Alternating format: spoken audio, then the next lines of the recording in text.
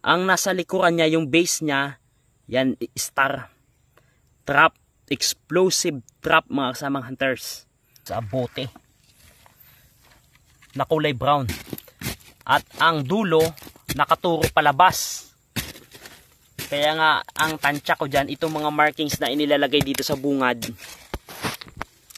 ay patunay na may tinuturo na isang another treasure deposit dun sa baba. Dai Nippon Brewery, yan. At mayroong Japanese manuscript dito sa may taas.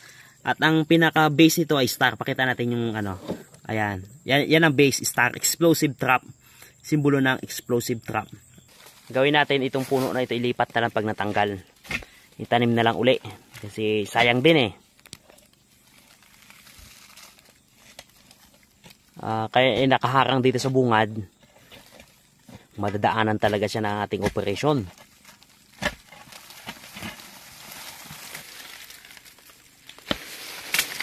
Na. Alam sa mga hunters yan. Yun! Natanggal na. Yan. Natanggal din natin itong kahoy na tibig. Ayan, natanggal na siya mga hunters. At ang gagawin natin ito ay itakin na lang to. Tapos ilipat ang puno.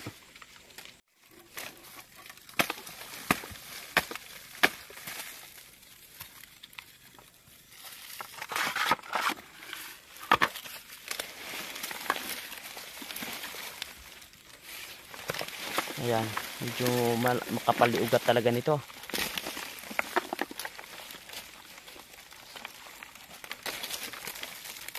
Mga kasamang hunters, ito natanggal natin yung yung puno ng tibig. Pagkatanggal natin, may napansin tayo na dito sa ilalim ng kanyang puno. Ayan parang mga bagay na kinalawang na. Sayang at sa katagalan siguro ng panahon at nabulok na. Ayan wala na, mga bakas na lang ng mga kalawang. Yan, may mga lona pa na mga parts ng lona. Ayan.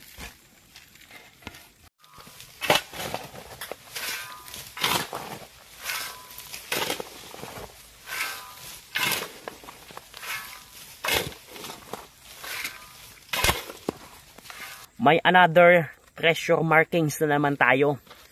Habang ito kiniklear natin, pinapala yung mga natibag nga dito. Habang pinapala natin, may tinamaan yung ating hunters na bote na kulay brown. Yan At habang pinapala, para may tumunog.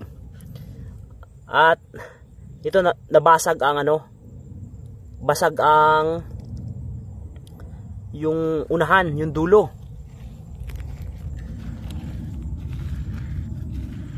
At yan mga kasamang hunters, parang papasok pa dun sa loob. Yan ang isa sa mga natin problema kapag yung siyempre di rin natin alam. Sige tayo tira lang pala, minsan bareta, nadudurog yung markings. Pero kagandahan, bungad lang yung nating nabaklas. Kaya gawin natin ngayon, dahan-dahanin natin ang kuha. At ang dulo nakaturo palabas. Kaya nga, ang tansya ko dyan, itong mga markings na inilalagay dito sa bungad, ay patunay na may tinuturo na isang another treasure deposit dun sa baba. Kagaya ng nakuha natin kanina, bakal, na naka-pointer din dun sa baba. Which is, yun yung tinuturo niyan, at ang tinutukoy niyan, yung isang treasure site na tayong hinuhukay sa baba. Kulay brown. Nakaturo palabas. Yan, nakaturo palabas mga kasamang hunters.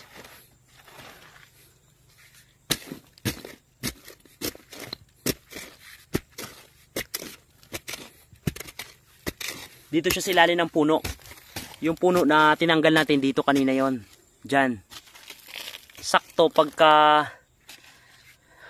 tibag natin. May mga bakal doon sa taas, kalawang na. Dito pala sa ilalim, hindi natin alam na may markings pala. Buti na lang hindi natin binarita. Mabuti na lang yung kasama natin kayo na pinapaalan niya lang kasi nga tinatanggal tong mga tambak na natibag dito. Na dun sa may puno ng tibig kanina nakalagay. Kaso nga pagpala, mabuti lang kasi kung barita na durog lahat ito.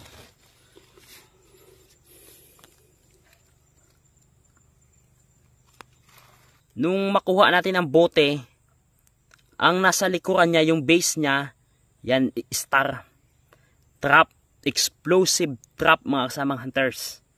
Hindi natin alam kung explosive na chemical o ang mismong bomba or explosive na pumuputok talaga.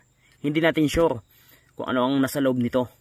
Ibig sabihin, bukod sa ito ay pointer, nagpapahiwatig din ito na ito ang bungad na ito, itong area na to, itong bungad na ito ay dangerous, danger area. Kaya ngayon, binigyan na tayo ng mga markings, ng mga pahiwatig, ng mga senyales. Kaya itong pagpasok natin dito sa bungad ng tunnel, mag-iingat tayo mga kasamang hunters. Problema lang mga kasamang hunters, sayang. Ayan o, kung hindi sana tinamaan ng pala, buo sana. Ayan ang adukto mo nga. Yan mga kasamang hunters o. Tinamaan ng pala. Pero kung ano sana, buo. Pero ganun talaga. May mga time talaga na hindi natin maingatan talaga. May mga tinatamaan talaga. Mga kasamang hunters, ito yung ating tunnel. At ang ating plano kasi kapag pinasok agad natin yan, ang mahirap kasi pagpasok mo, tapos pa nagkalkal tayo ng lupa doon, pag inilabas natin, mahirapan tayo. Kaya tama ang desisyon natin na dito tayo mag-umpisa dito sa may baba.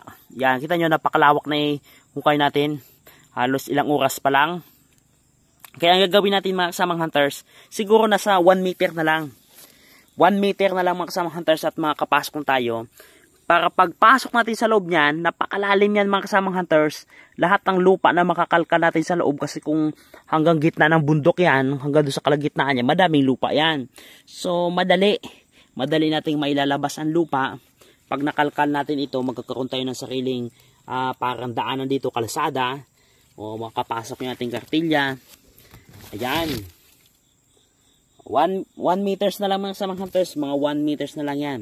At ang kagandahan, sakto din kung napansin natin, kung dito tayo nag-umpisa, hindi natin makukuha yung mga markings dito.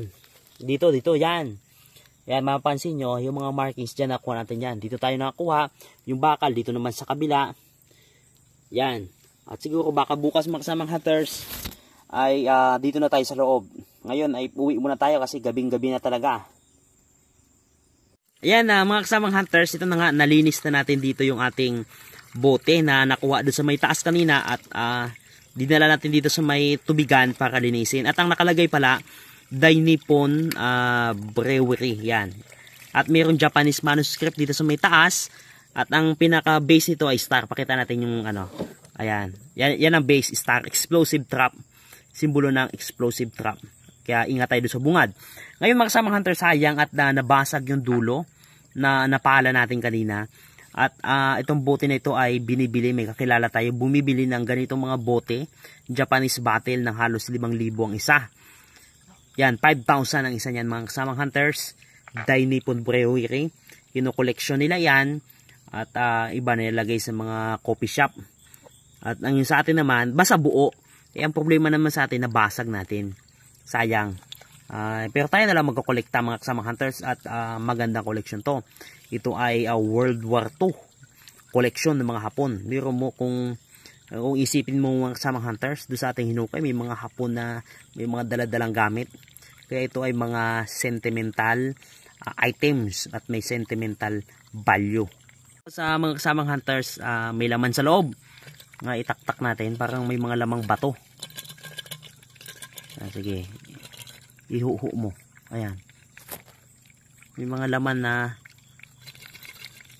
may mga papel. May papel na laman sa loob mga kasamang hunters. Ayan o. Kaso bulok na yung mga papel. Ayan o. Katagalan ng panahon siguro na bulok. Baka mga sulat o mga liham. Mga letter. Bulok na. Ayan o. Mga papel mga kasamang hunters ang loob. Sayang.